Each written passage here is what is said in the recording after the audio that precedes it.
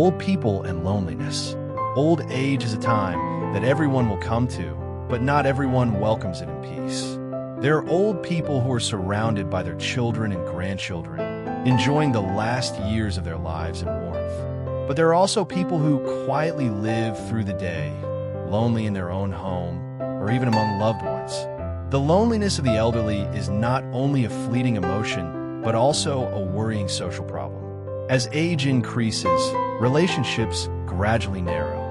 Friends pass away one by one. Children and grandchildren are busy with their own lives. Declining health makes it more difficult to move around. All of these things push the elderly into a silent world, where each day is just a repetition of the previous day. For example, Mrs. Lon, 78 years old, has lived alone in a small house since her husband passed away 10 years ago. Her children have gotten married and moved to a big city. Although they still call often, nothing can replace a real presence. Every day, she wakes up, makes a cup of tea, then sits and looks out the window. The neighbors around are all busy, and few people talk to her. That feeling of emptiness makes her sometimes find joy in old memories. Not only Mrs. Lon, the story of Mr. Hoa, 80 years old, is similar. He used to be a construction engineer, dedicating his life to building large projects. But when he retired, his pace of life slowed down, his children and grandchildren went their separate ways, and his friends gradually decreased. He only had an old radio to keep him company every night.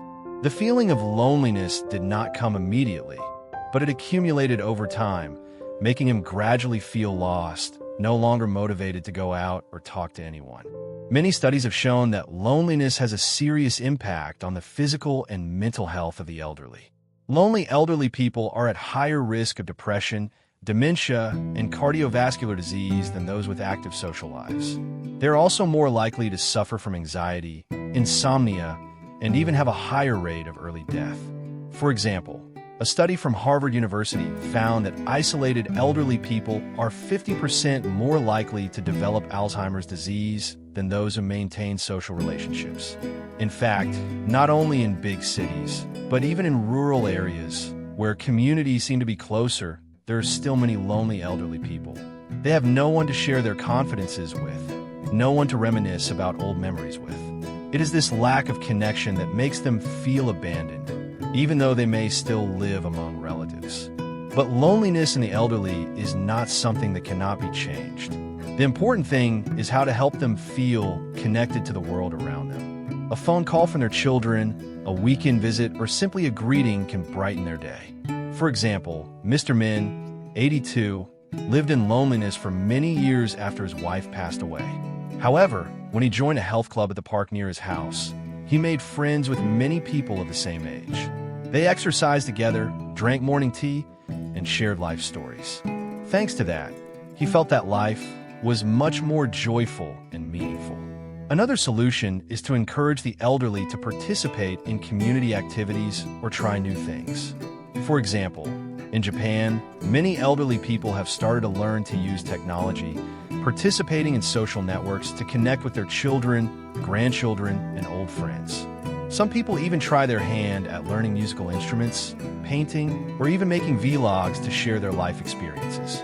These activities not only help them feel less lonely, but also bring joy and meaning to life. In many developed countries, intergenerational connection programs, where young students volunteer to live with the elderly to support them in life, are becoming more and more popular.